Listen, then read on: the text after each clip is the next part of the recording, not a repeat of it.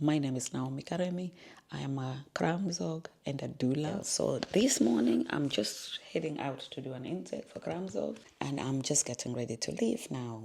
So what does the intake involve? The intake entails me taking information or further information before we get into the maternity week, just so that I can get to understand you better.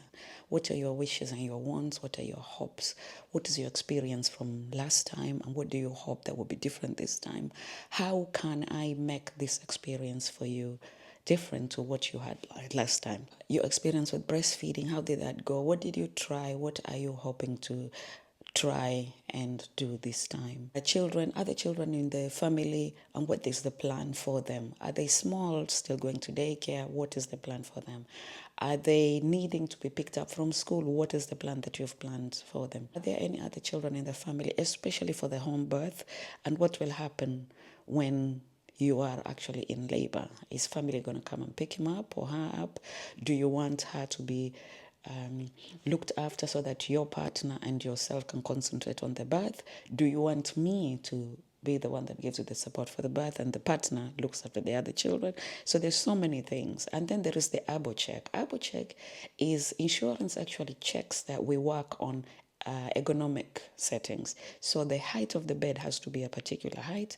The height of the changing table has to be a particular height for our backs as professionals, for our backs as people who are going to, maybe you might have stitches and we need to bend for 8 days or 10 days to check everything is going well and you're healing and stitches are healing properly and stuff like that.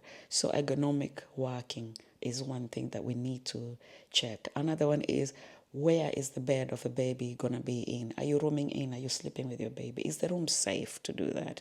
Is there a working toilet and a bathroom on the floor where the room would be, where the postpartum mom will be sleeping and stuff like that. And then any other wishes and wants that you want. I have couples who will say to me categorically, no, I don't want somebody who smokes. I'm not somebody who smokes. I've never smoked in my life.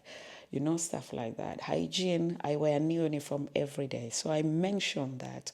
And the beauty of these books and why I love to do this still is that I document everything in it, and it's something for you to read back on after I have left, to look back on what that first week was like.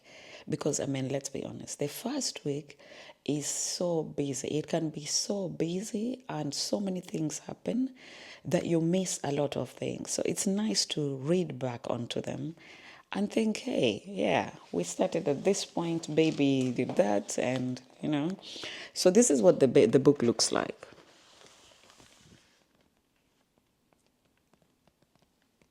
So you have a section for mother and a section for baby. And we document stuff every day so that when the midwife comes, sometimes they come from one house to another, they don't take their tablets or work tablets with them.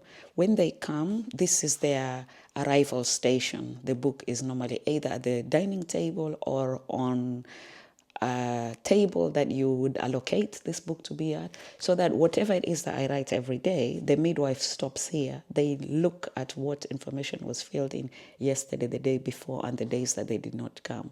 It's a quick reference guide, but also for the parents. In this book, when you turn it upside down like this, there is information for parents inside. Now, I'm going to get ready to leave for the appointment. I've already done an intake with this lady online, on the phone. But my way of working is I like to meet people in person, especially if they're going to be clients that I will take. I don't like to be a stranger in people's places, and definitely not at a birth.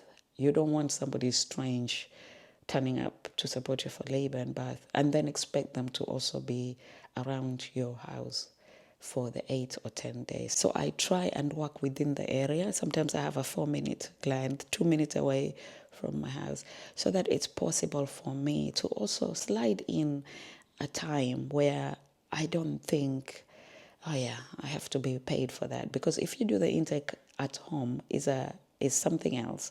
But I've already done the intake on the phone because this is a subsequent pregnancy. But I still find it important to meet with this person in person, just so I can feel what the energy exchange is like between myself and them. I mean, it was already nice having the telephone intake, but now I want to see her in the realness and what she's about now. I'm going to stop this here, and I will see you in the next one.